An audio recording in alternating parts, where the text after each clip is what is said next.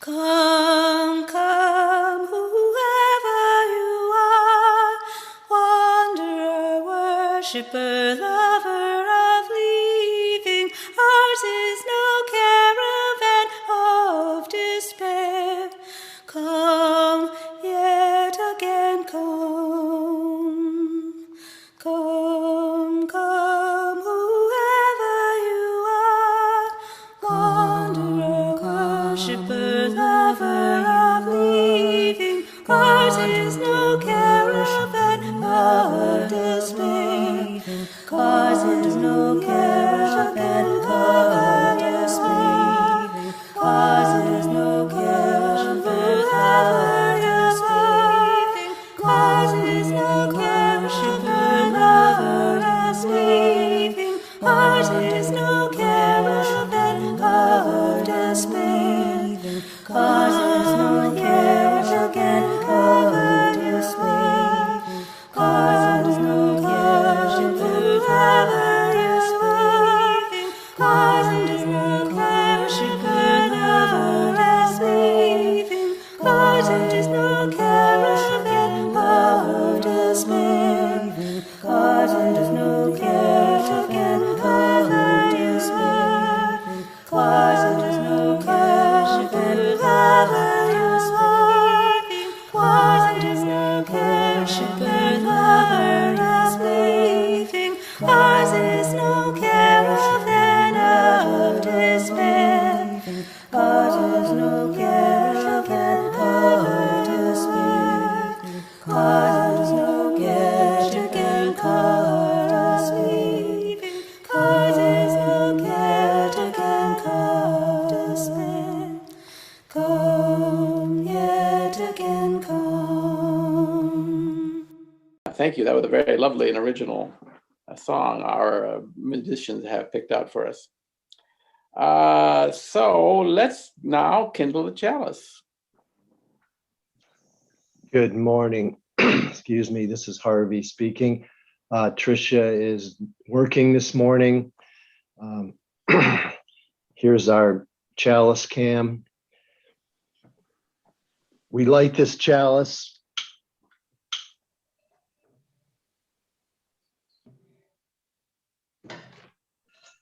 to celebrate our Unitarian Universalist community. We are the church of the open mind, the loving hearts, and the helping hands. We care for the earth and work for peace and justice. Amen. Thank you, Harvey. And now we have a special treat for us today. Emily and Larkin Johnson are going to talk about their experience here at BUUF in the Youth RE program and what it has meant to them. So I turn it over to you, Emily and Larkin. Hi. Is there any way I can share a little slide? Do we have? Yes, go ahead. Yes. Okay. So whoever doesn't know, I am Harvey's daughter, youngest one. There's 3 here actually right now. Dad, I liked your chalice, your chalice cam. But I'll keep it quick, and I made something to look at so you don't just have to listen to me. I was in RE for quite a while. I couldn't tell you when I quite left. But since then, I am about to graduate from the University of Michigan in a couple of weeks, actually. And here I studied environmental studies with a focus in environmental writing and communication, and also a minor in urban studies. So I guess one could say that RE definitely informed that, and also probably my dad, as you all know him very well. And then also, in addition to school, I'm working in Detroit at a nonprofit called the Ruth Ellis Center, which is a nonprofit that works for housing for homeless LGBTQ youth. They believe that by focusing on the most marginalized, everyone benefits. And I think that's definitely a BUUF value as well. And then last but not least, I Live with 4 roommates who definitely teach me lots about different religions. Actually, I've learned a lot about Judaism this year, actually, from 2 of them. And one of them is grew up going to the Unitarian Church here in Ann Arbor, which is very different than our BUUF, as you can imagine. So it's interesting to hear about her experience as well. But that's all I have. I don't know if Emily just wants to go. Thank you. Thank you, Larkin. That was very lovely to hear and catch up with what you've been doing. And congratulations on your upcoming graduation. Thank you. If you know anyone that's looking to hire, let me know. Thanks. Thanks, Lark. Hi, everyone. My name is Emily. I'm also a daughter of Harvey and Tricia Johnson. And I recognize a lot of you, although you may not recognize me. I haven't seen some of you in a few years. But I did attend BUUF for most of my childhood and teen years, and I'm now 23. I graduated from art school in Detroit last year, and I currently live out in Portland, Oregon. I lived here for a year, and I'm a graphic designer.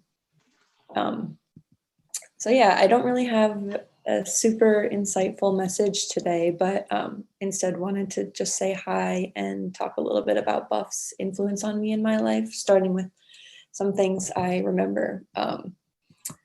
I remember coming up to light the chalice, just like my dad did, and being invited.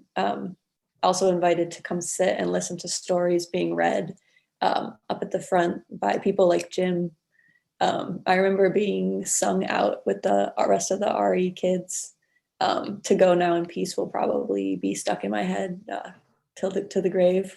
I remember seeing beautiful quilts made by Gloria and encouraged to create in RE class and outside. I remember climbing the tree out front with some of the other kids too, and listening to Joys and Sorrows and wondering what intense conversation all the adults were having in circle talk. One thing that I carry with me probably most heavily that I remember learning in RE is just learning about the golden rule, and then also realizing that a belief in God isn't necessary to endorse it. Yeah, as far as my own spirituality, that's in progress. Update you guys in later years. I'm still figuring out how to exist to do as little harm as possible. And yeah, my plan is to keep learning, hopefully stay in touch with the natural world and people around me. And most of all, I'm thankful for my parents deciding to raise us in such a hopeful and encouraging congregation and a group of people. I think the world would benefit from more people growing up in such a freeing space. I think probably most of you guys would agree. But yeah, thanks for listening to me, and thanks for Lisa for inviting me and Larkin back. Wish it was in person to talk a little easier, but yeah, it's nice to see you guys. Thanks. Well, thank you, Emily and Larkin. And Emily, we are still figuring it out. So you fit right in here. So hopefully someday you'll be able to come back in person, and we'll see you then. Yeah. Next, our affirmation. And when those words appear on the screen, let us read them together. Love is the spirit of this church, and service is its law. This is our great covenant, to dwell together in peace, to seek the truth in love, and to help one another. And now the story for all ages. What do you do with a chance? By Kobi Yamada, chosen by Katharine Lyon. Welcome to BV Story Time. Do you want to read this book with me? Don't forget to click the subscribe button for more. What do you do with a chance? Written by Kobi Yamada. Illustrated by May Bessam. One day, I got a chance. It just seemed to show up. It acted like it knew me, as if it wanted something. I didn't know why it was here. What do you do with a chance? I wondered. It fluttered around me. It brushed up against me. It circled me as if it wanted me to grab it. I started to reach for it, but I was unsure and pulled back. And so it flew away. I thought about it a lot. I wished I had taken my chance. I realized I had wanted it, but I still didn't know if I had the courage. When another chance came around, I wasn't so sure, but I decided to try. I went to reach for it, but I missed and fell. I was embarrassed. I felt foolish. It seemed like everyone was looking at me. I decided I never wanted to feel this way again. So after that, whenever a chance came along, I ignored it. And the more I ignored them, the less they came around. Until one day, I noticed that I hadn't seen a chance in quite a while. It was as if they had all disappeared. I started to worry. What if I don't get another chance? I know I acted like I didn't care, but the truth was, I did. I still wanted to take a chance, but I was afraid, and I wasn't sure if I would ever be brave enough. Then I thought, maybe I don't have to be brave all the time. Maybe I just need to be brave for a little while, at the right time. I realized it was up to me. I promised myself that if I ever got another chance, I wasn't going to hold back. If I got another chance, I was going to be ready. Then one seemingly ordinary day, I saw something shining far off in the distance. Is it possible? I hoped. Could this be my chance? I had to find out. I ran as hard and as fast as I could toward it. I don't know how to explain it, but the second I let go of my fears, I was full of excitement. It wasn't that I was no longer afraid, but now my excitement was bigger than my fear. As I got closer, I could see that this was a really huge chance. But this time I was ready. As it came by, I reached out and grabbed it. I held on with all my might. It felt so good to soar, to fly, to be free. I now see that when I hold back, I miss out. And I don't want to miss out. There's just so much I want to see and do and discover. So what do you do with a chance?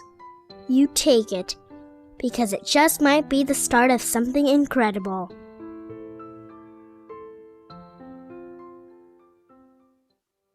Hi everyone, Thank you, Katharine, for choosing that lovely story for us. Now it is time for our offering. And when the offering words appear on the screen, let us read together. This fellowship is the community of ourselves. Its resources are our resources. Its wealth is what we share.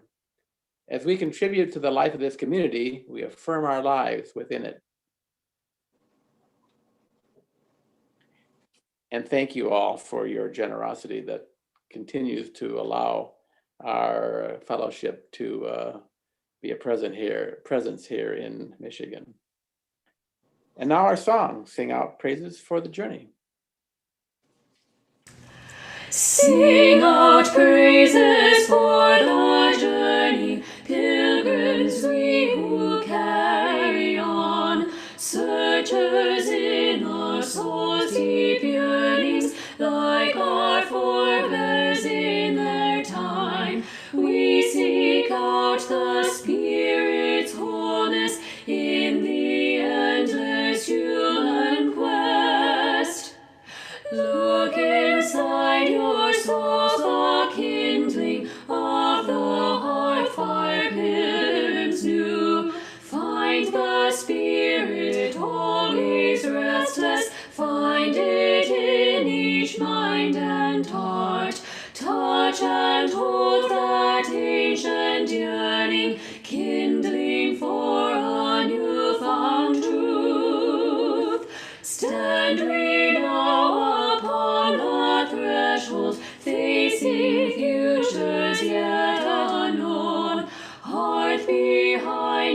wayside hostel, built by those who knew wild roads. Guard we ere their sacred embers, carried in our minds and hearts.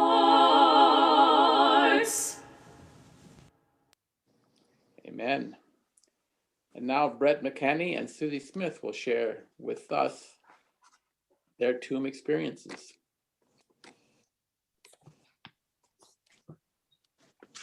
Good morning. I've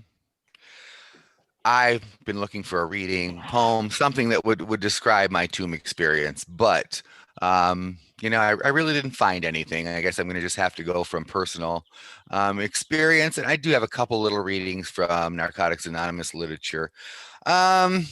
I've been addicted to substances for a long time, and of course, I'm in recovery now and plan to be in recovery for the rest of my life. I recently figured out what was the foundation that built my darkness, and I've realized that it was hate. I hate. I have a quote from James Baldwin. I imagine one of the reasons people cling to their hate so stubbornly is because they sense once hate is gone, they'll be forced to deal with pain. I grew up in a backwoods community up north. I was in a family that was evangelical, in kind of an offshoot of one of the main evangelical churches. So I learned hatred early. I learned conspiracy theories. Thinking about it, probably by the time I was 9, I hated everybody and was afraid of everyone else. Life was just, I don't like that person because this person's evil, I kind of set up that way. And then around the time I was 11, I realized I was one of those people I was supposed to hate. I finally realized at that point I was gay. Scary thing for me. It was scary for me for years because that's not what I wanted to be. I didn't want to be that horrible, evil person that I was told that I would be. I moved on, kind of got over that, but not really with life. I just kind of, went on and just hoped it'd go away. And of course it did not. And I'm glad it didn't actually. So luckily in my teenage years, I met a really nice old lady. She's a Jewish lady who had been in a camp in Poland during the war, and then she survived. I learned a lot from her. I learned a lot about, it is okay to be yourself, but of course I couldn't take that stuff home.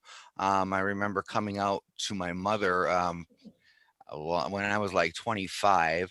I told her and she just looked at me and she said, "This is a joke, isn't it? Because it's certainly not appropriate."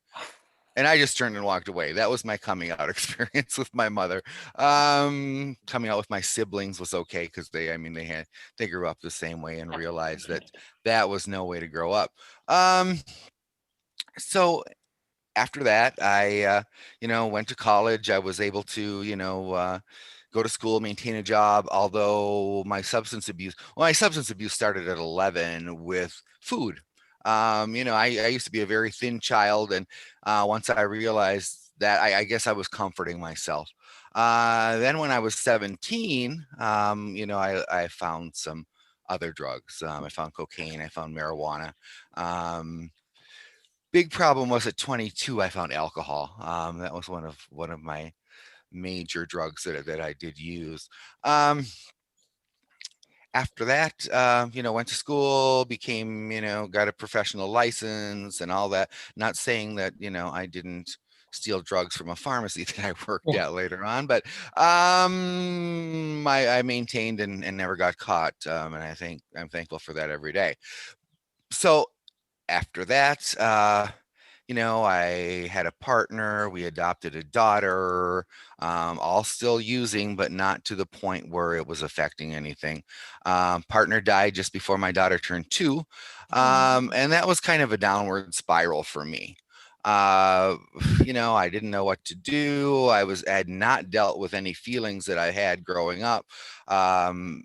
So I just simply wanted to, with an extra feeling added on, just wanted to kill those feelings, and I drank and I drank and I used benzodiazepines and I'm not going to go into a drunkalog or drugalog here with you, but I will just kind of speed things forward and go into my last day in the darkness. Takes a little bit to get there. Lost custody of my daughter, not only once, but twice because of my addiction. The last time I lost her was very hard for me.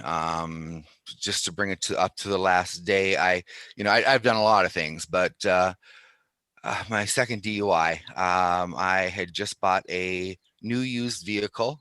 I bought it kind of driving by, had the money in my pocket, bought it. So I had to get someone to drive me over there to pick it up. By the time they came to pick me up, I was already very drunk. And the person who came to pick me up was someone I used to get benzodiazepines from. So I don't know facts at this point because I was pretty, I don't remember much. But anyway, I was driving this car. I obviously went to get more alcohol. I obviously had some benzodiazepines. Next thing I remember was being pulled out of my car.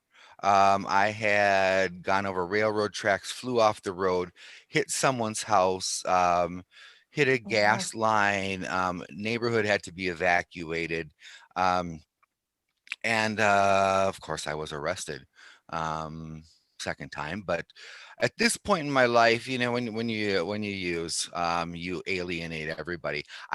When I got out of jail, I had no one to call. I had no car to get out of there. So, I had the sense, and how I did that, I don't know. I called off for work the next day, and I'm sure I was slurred as could be.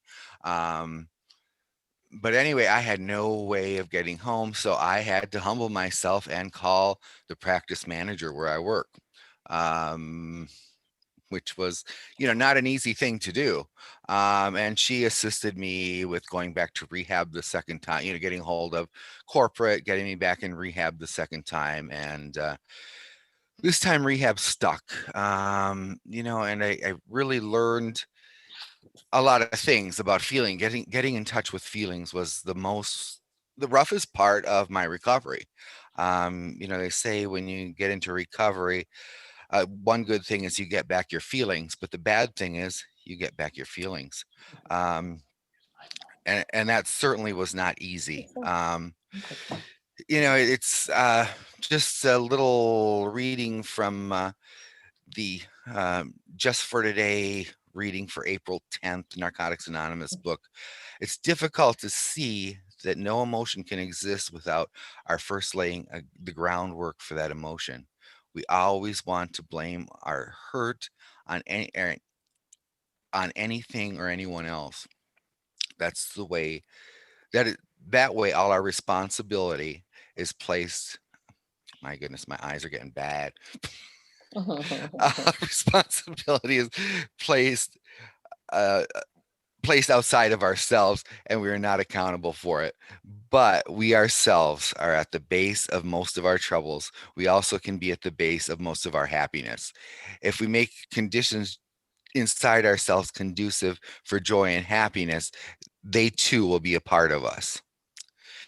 And that's what I've eventually came to the realization. I could carry that pain on forever and ever, or I could set up a new foundation on joy and happiness and building life again. I do have custody of my daughter again. After all that, it's a rocky little road sometime, but for the most part, whole lot better than what it was. And I've been clean now for some time. I'm very active in service work with Narcotics Anonymous.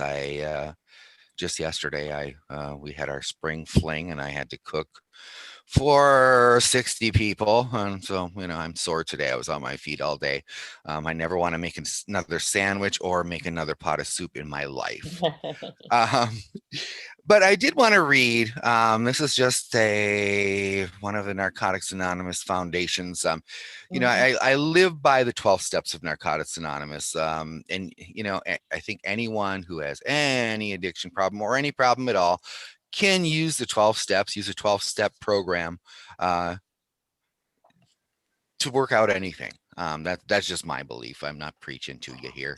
And I'm reading a version that is going to be the new version that our World Service puts out. It changes some personal pronouns.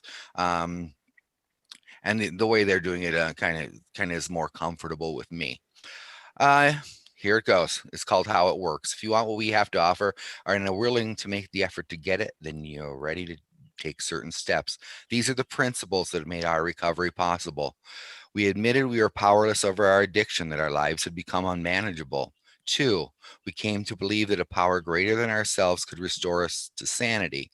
3, we made a decision to turn our will and our lives over to the care of God as we understood it. 5, we made a searching and fearless moral inventory of ourselves. We admitted to God, to ourselves, and another human being the exact nature of our wrongs.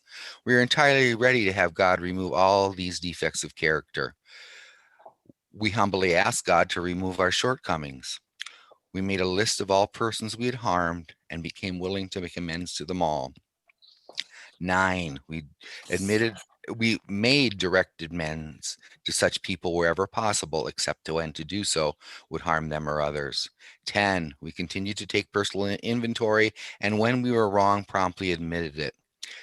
11, we sought through prayer and meditation to improve our conscious contact with God as we understood it, praying only for knowledge of God's will for us and the power to carry that out. 12, having had a spiritual awakening as a result of these steps, we tried to carry this message to addicts and to practice these principles in all our affairs. There's one thing more than anything else that will defeat us in our recovery. It is an attitude of indifference or intolerance towards spiritual principles. 3 of these that are just indispensable are honesty, open-mindedness, and willingness. With these, we are well on our way. I love that reading. It may not have a whole lot of meaning for someone who's not addicted or who has not been there, but I can use those 12 steps in any area of my life. They seem to work out real well. When I first got into Narcotics Anonymous, I had a problem with the God thing. My beliefs change all the time, all over the place. I'm, just waiting for whatever I'm going to believe someday. But, but I found going in, God can be good, orderly direction, a group of druggies. I'm trying to remember some of the other things that I said, but our spiritual principles, it does not have to be a deity. And that, that is why my attraction to Narcotics Anonymous over other programs out there that are, religious, and you have to say a Christian prayer. You have to, and then that's what really worked for me. But anyway, that is my trip out of the darkness. I have a wonderful life right now. I'm clean. Like I said, plan on staying that way. Have custody of my daughter again. I've gotten a couple more professional certifications since I've been clean, and just learning and growing as I go, and I love it. And that's all I've got. Amen, Brett. And we love you, and thank you for that courageous sharing. That was a very lovely and powerful message for us to hear. Thank you.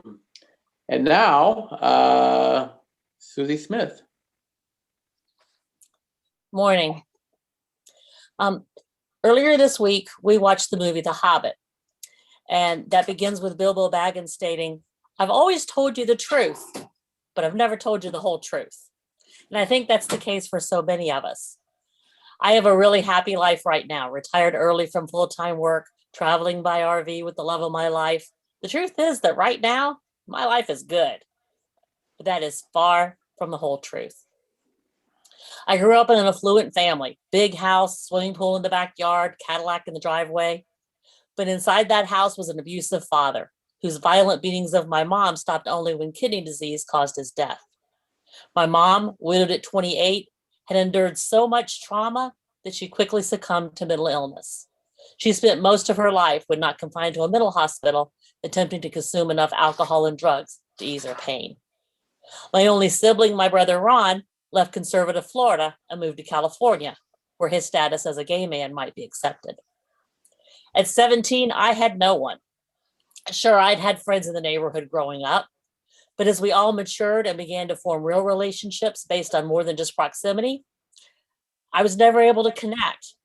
I didn't know how to trust. And since no one had given me a sense of my worth, I wasn't sure anyone would want to get to know me. But I'd always done well at school. I was a straight A student. So in my first attempt to create a life, I headed off to Atlanta to study at Georgia Tech. But engineering school wasn't a place for someone who already struggled to belong. The academic pressure, the isolation, especially for a woman in engineering school in the 70s, the lack of support, and the ever-present doubts about my worthiness all kicked in at once. I toughed it out for 2 years, and then I walked away. By the time I turned 20, I was tending bar in an Atlanta nightclub, supporting myself really well financially, but my life was out of control. My days centered around alcohol and cocaine. Now, we did have fun. We hit all the most popular discos and went along at closing time when the party spilled over to a home nearby or maybe to happy hour at another bar. Yes, happy hour at 7 a.m. was a thing in Atlanta in the 80s. Can't tell you how many times I woke up on somebody's couch in mid-afternoon, unsure of exactly where I was or even how I got there. I was so numb that I became pregnant and didn't realize it until a month before my child was born. I was so alone that the owner of the restaurant where I worked had to arrange my son's adoption. Well, after that point had been bleak, but this was definitely the darkest hour of my soul. I continued in that miserable state for about 6 more years, moving from one party to the next, from one empty and or abusive relationship to the next. As I approached 30, I took a stab at turning my life around, got a job as a restaurant manager. Now, this did manage to break me away from the cycle of alcohol and drugs. So that was a positive step. But working 8 hours a week in a high pressure job where the only people I met were the employees who worked for me was not really the road to emotional healing. And sometimes I worked more like 100 hours a week. I gained 120 pounds. I was desperately lonely and I sank into depression. 35 approached. I knew I had to make a change. I mustered all my courage and went back to the one place where I'd felt confident and accepted. I went back to school. I worked full time while finishing a bachelor's degree in English and went on to earn a master's degree. I also started what eventually would be 10 years of psychotherapy. These were steps towards redemption, the first part of my journey home. But it was my first teaching position at the age of 40 that made all of that suffering fruitful. I took a job at an inner city Atlanta high school where all of the students were Black and most lived in poverty. For my first essay assignment, I naively chose the topic, "Tell me about the most memorable day of your life." Now, I expected to hear stories about birthday parties, family vacations. I instead read an account of a girl who had come home from school to find both of her parents dead from a murder-suicide. A young man whose mom had left one evening to go out just for a drink and months later had yet to return. I found out the polite, young, attentive young man in the front row was on probation and desperate to stay out of trouble and out of jail. As I got to know them better, I discovered that many of these teens showed up for school every day because the 2 free meals provided were all they had to eat. The kids who on the surface were the toughest were the most frightened. The blustering attitudes and bravado they displayed covered up emotional scars far beyond anything I had ever experienced. I'd always felt alone in my suffering, but here I was surrounded by dozens of young people who were in pain. I learned to listen. They responded. I learned to support them in their brave act of just showing up for school every day. As I sat side by side working with those teenagers whose anger often stood in the way of their success, whose need for acceptance from their peers was far greater than their need to graduate high school, I was forced to set aside my pain. I had to extend compassion towards these young people, even when they tried to refuse it, in order to successfully interact with them. My 8 years at Columbia High School brought me at last out of the darkness and created the sense of self-worth that transformed my life. After about a year at that school, I started to make friends. My new self, the empathetic listener who was able to contribute positively to others' lives, was worthy of loving friendship, something I had never experienced. And of course, after several years of building and nurturing these true and deep friendships, the ability to be part of a loving romantic relationship followed. Glenn and I have been together for almost 10 years now, and I still struggle not to fall back into those old fear-based patterns of interaction. I have to remind myself daily, sometimes multiple times a day, that his well-being is our well-being, is my well-being. I have, in short, emerged from a life full of darkness and learned how to be happy. When we got married, everyone questioned, why are you changing your name? I was almost 55 years old. With my brother's death, I was the last parent, the last of the family line. My father didn't have any brothers either, so I was literally the very last one with that name. But for me, the rebirth that had been so long in the making needed a renaming to make it complete. Suzi Perrin was a miserable person. So it was only fitting that I became and am Suzi Smith. And that was the final act of my journey.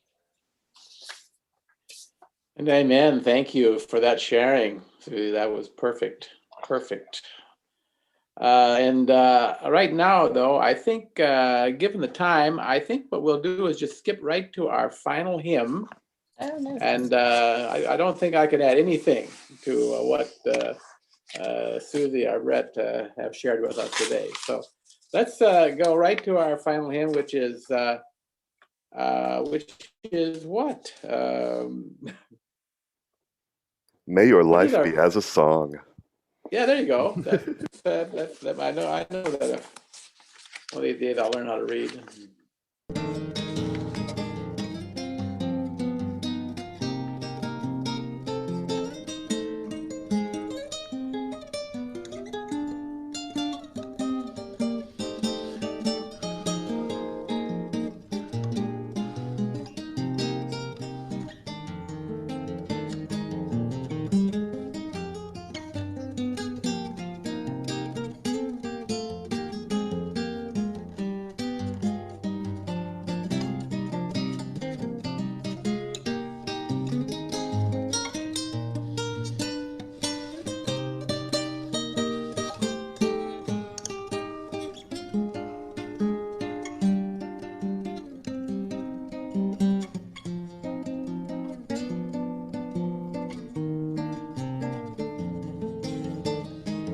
And may your life be as a song, resounding with the dawn, resounding with the dawn, to sing awake the light, then softly serenade the stars, ever dancing circles in the night.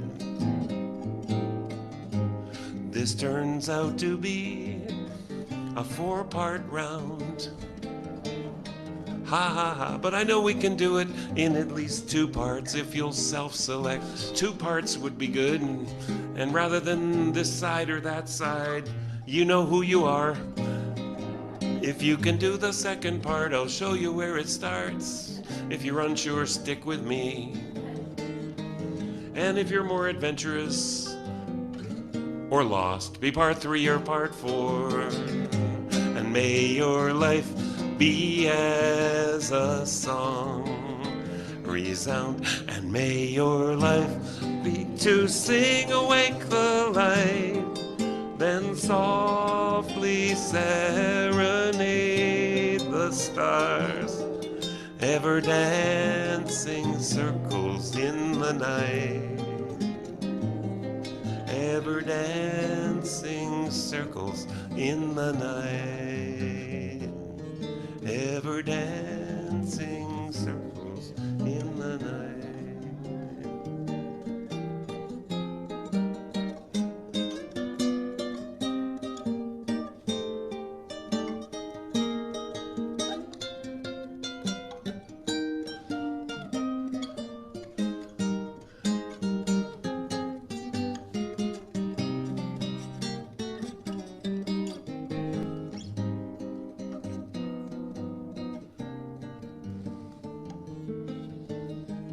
And may your life be as a song, resounding with the dawn, to sing awake the light, then softly serenade the stars, ever dancing circles in the night, ever dancing circles in the night, ever dancing circles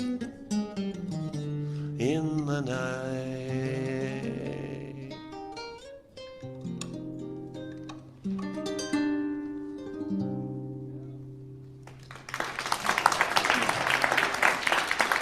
Well, thank you. Very nice selection. Thank you, Buff musicians, for choosing that for us. Candace Onwiller will now do our musical benediction. And I once think again, we're going to extinguish the channel. yes, chalice. that we should do that. Thank you, Harvey, for doing that for us. Yes. Here are some words as we extinguish our chalice. Words from Amy Zucker Morgenstern, parish minister of the UU Church of Palo Alto, called "We Are One." Never has it been more true than now. We extinguish this flame, but the sparks within us remain alight. From each of us in our supposed solitude, the signals buzz and hum, sparkling through space one to another, connecting us invisibly but palpably. We are one, and from every window our light shines.